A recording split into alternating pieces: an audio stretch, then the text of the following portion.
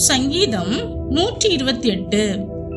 கர்த்தருக்கு பயந்து அவர் வழிகளில் நடக்கிறவன் எவனோ அவன் பாக்கியவான். உன் கைகளின் பிரயாசத்தை நீ சாப்பிடுவாய், உனக்கு பாக்கியமும் நன்மையும் உண்டாயிருக்கும்.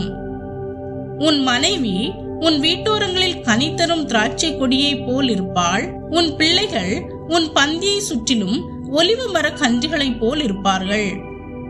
இதோ, கர்த்தருக்கு பயப்படுகிற மனுஷன் இவ்விதமாய் ஆசீர்வதிக்கப்படுவான். கர்த்தர் சீயோனிலிருந்து உன்னை ஆசீர்வதிப்பார். நீ ஜீவன் உள்ள நாளெல்லாம் எருசலேமின் வாழ்வை காண்பாய். நீ உன் பிள்ளைகளின் பிள்ளைகளையும் இஸ்ரவேலுக்கு உண்டாகும் சமாதானத்தையும் காண்பாய். ஆமேன்.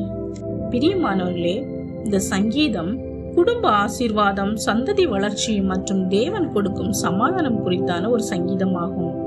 கர்த்தருக்கு பயந்து அவருடைய வழிகளில் நடக்கிறவன் எவ்வளவு ஆசீர்வதிக்கப்பட்டவன் என்பதை இது நமக்கு அழகாக எடுத்துரைக்கிறது. நாம் கர்த்தருக்கு பயந்து அவருடைய வழிகளில் நடக்கும்போது நம்முடைய வாழ்க்கையில் உண்மையான ஆசீர்வாதம் உண்டாகும்.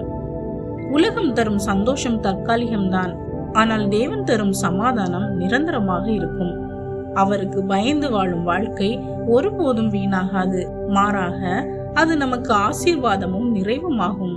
எனவே இன்றே நம் வாழ்க்கையை தேவனுடைய கைகளில் ஒப்படைத்து அவருக்கு கீழ்ப்படிந்து வாழ்வோம்.